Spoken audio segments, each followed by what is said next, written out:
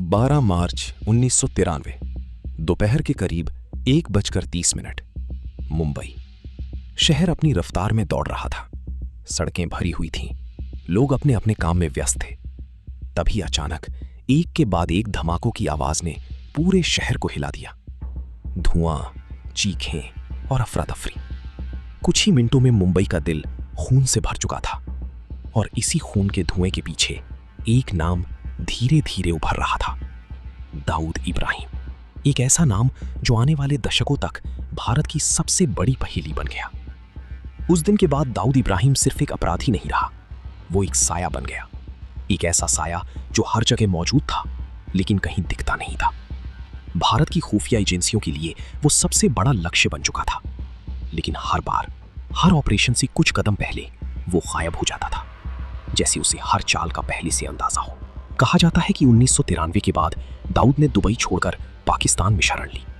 कराची के क्लिफ्टन इलाके में एक आलीशान बंगला, जहां से वो अपने पूरे नेटवर्क को कंट्रोल करता था।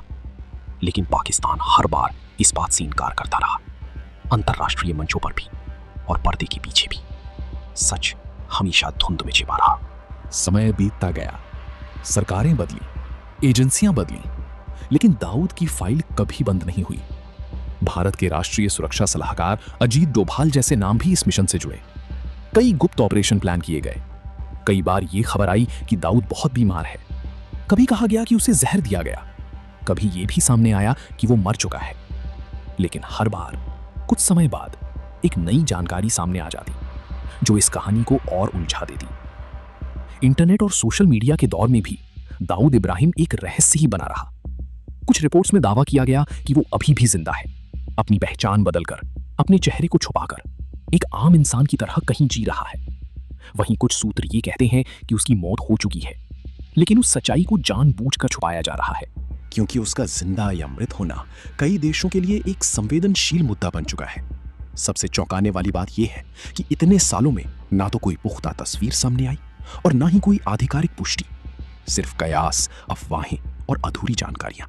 जैसे पूरी दुनिया एक ऐसे इंसान की तलाश में है जो शायद अब इस दुनिया में है ही नहीं, या फिर वो आज भी कहीं बैठा सब कुछ देख रहा है। रात के अंधेरे में जब दुनिया सो जाती है, तब ये सवाल और भी गहरा हो जाता है, क्या दाऊद इब्राहिम सच में जिंदा है या फिर उसकी मौत भी एक साजिश का हिस्सा बन चुकी है। एक ऐसा राज जिसे कभी उजागर नहीं किया जाएगा, क्योंकि कभी कभी सच सामने आने से ज्यादा खतरनाक होता है उसका हमेशा के लिए छिपा रहना। रात 2 बजे के आसपास कराची के क्लिफ्टन इलाके की सुनसान सड़कों पर हल्की हवा चल रही थी।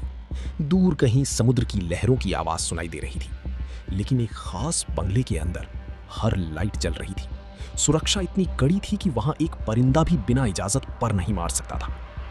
यही वो जगह मानी जाती रही जहां दाऊद इब्राहिम के होने की सबसे ज्यादा चर्चाएं होती रहीं। लेकिन हर बार जब सच्चाई के करीब पहुंचने की कोशिश हुई, सबूत जैसे हवा में घुल गए।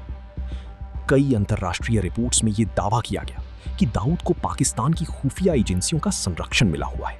उसे नई पहचान दी गई, नए दस्तावेज दिए गए और उसकी हर हरकत पर एक परत चढ़ा दी गई। लेकिन दूसरी तरफ कुछ खुफिया सूत्रों का यह भी मानना था कि दाऊद अब पहले जैसा ताकतवर नहीं रहा। उसका साम्राज्य धीरे धीरे बिखर चुका है, उसके अपने ही लोग उससे दूर हो गए और वो अब सिर्फ एक नाम बनकर रह गया है। साल 2017 के बाद अचानक कुछ खबरें सामने आई जिनमें कहा गया कि दाऊद को गंभीर बीमारी हो चुकी है। कराची के एक गुप्त अस्पताल में उसका इलाज चल रहा है।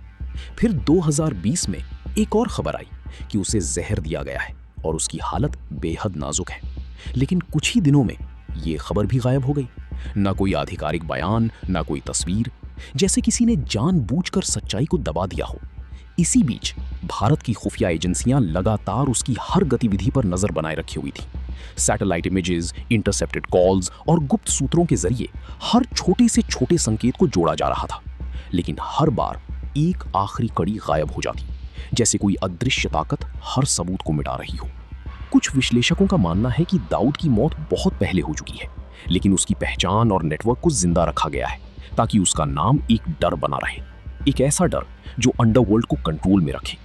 वहीं कुछ लोग ये भी कहते हैं कि वो आज भी जिंदा है, लेकिन अब वो सामने नहीं आता, क्योंकि उसकी सबसे बड़ी ताकत अब उसकी पहचान नहीं, बल्कि उसका गायब रहना है। और शायद यही इस कहानी का सबसे खतरनाक पहलू है। एक ऐसा इंसान जिसकी मौजूदगी और गैर मौजूदगी दोनों ही बराबर खतरनाक है। अगर वो जिंदा है तो वो अब भी एक साया है, और अगर वो मर चुका है तो उसकी कहानी को जिंदा रखा गया है किसी बड़े मकसद के लिए। आज इतने सालों बाद भी ये सवाल वैसा ही खड़ा है, बिना किसी साफ जवाब के। क्या दाऊद इब्राहिम जिंदा है, या उसकी मौत भी एक ऐसा राज बन चुकी है जिसे दुनिया कभी जान नहीं पाएगी?